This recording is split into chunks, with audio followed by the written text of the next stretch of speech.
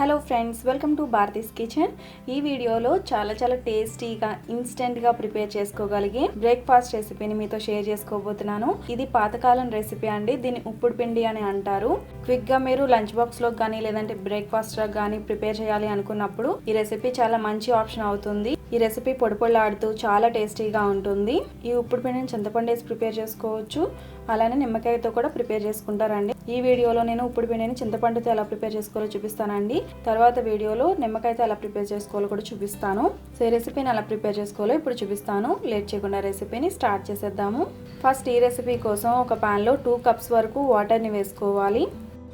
Next ఈ వాటర్లోనే రుచికి సరిపడా సాల్ట్, నెక్స్ట్ 1 స్పూన్ ఆయిల్ కూడా వేసుకుని మీడియం ఫ్లేమ్లో నీళ్లు మసిలేంత వరకు కూడా కుక్ చేసుకున్న తర్వాత ఇందులోకి 1 కప్ వరకు బియ్యపు రవ్వని వేసుకోవాలి. ఈ బియ్యపు రవ్వ బయట స్టోర్స్లో దొరుకుతుందండి.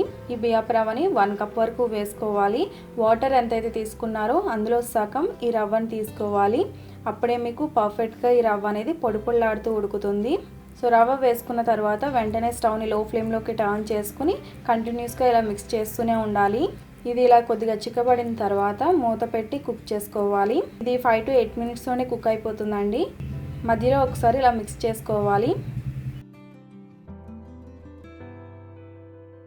ఒక వంతు రవ్వకి 2 కప్పులు వాటర్ వేసుకున్నాం అనుకోండి, ఇలా పర్ఫెక్ట్గా పొడిపొళ్ళాడుతూ కుక్ అవుతుంది.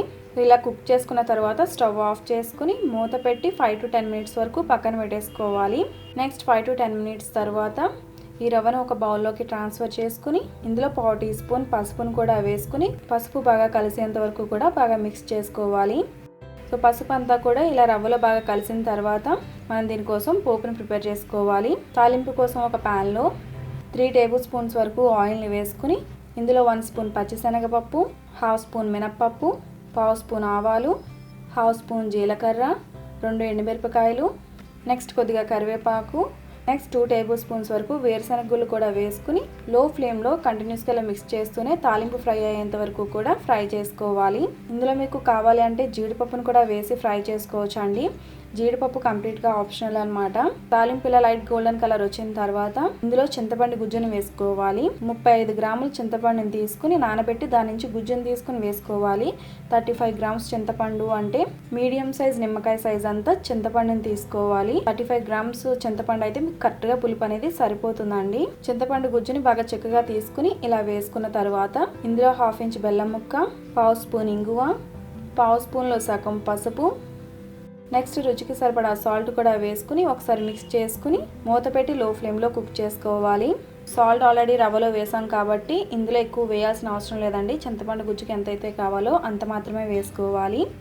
నెక్స్ట్ చింతపండు గుజ్జు నూనె సెపరేట్ అయ్యేంత వరకు కూడా కుక్ చేసుకున్న తర్వాత ఒకసారి బాగా మిక్స్ చేసుకుని స్టవ్ ఆఫ్ చేసుకోవడమే. సో చూసారు కదండి, ఆయిల్ అంతా కూడా ఇలా సెపరేట్ అయిపోవాలి. తాలింపు రెడీ అయిపోయింది కదండి. ఈ తాలింపులో ఆల్రెడీ మనం ప్రిపేర్ చేసుకున్న రవ్వను కూడా వేసుకుని బాగా మిక్స్ చేసుకోవాలి. సో చూసారు కదా, ఇలా చాలా సింపుల్గా ఉప్పుడు పిండిని మనం ప్రిపేర్ చేసుకోవచ్చు. ఇది పాతకాలం నాటి రెసిపీ. ప్రాసెస్ అంతా కూడా మీకు పాతకాలంలో ఎలా ఉండేదో అలానే చూపించాను. బ్రేక్ఫాస్ట్లో ఎప్పుడు కూడా ఉప్మాని చేసుకుంటూనే ఉంటారు. ఒకసారి ఉప్పుడు పిండిని కూడా ట్రై చేయండి. ఉప్మా కన్నా కూడా చాలా టేస్టీగా ఉంటుంది. పొడిపొళ్ళాడుతూ పుల్లగా చాలా బాగుంటుంది. సో ఈ రెసిపీని మీరు తప్పకుండా ట్రై చేసి మీకు ఎలా కుదిరిందో నాకు ఈ వీడియో కింద కామెంట్ సెక్షన్లో తెలియజేయండి. ఈ రెసిపీ మీకు నచ్చితే తప్పకుండా లైక్ చేయండి. రెసిపీ ఎవరికైనా హెల్ప్ అవుతుంది అనుకుంటే రెసిపీని తప్పకుండా మీ ఫ్రెండ్స్ అండ్ ఫ్యామిలీస్కి షేర్ చేయండి. మరిన్ని మంచి రెసిపీస్ కోసం నా ఛానల్ సబ్స్క్రైబ్ చేయండి. అలాగే తర్వాత వచ్చే బెల్ ఐకాన్ కూడా క్లిక్ చేయండి. Thanks for watching.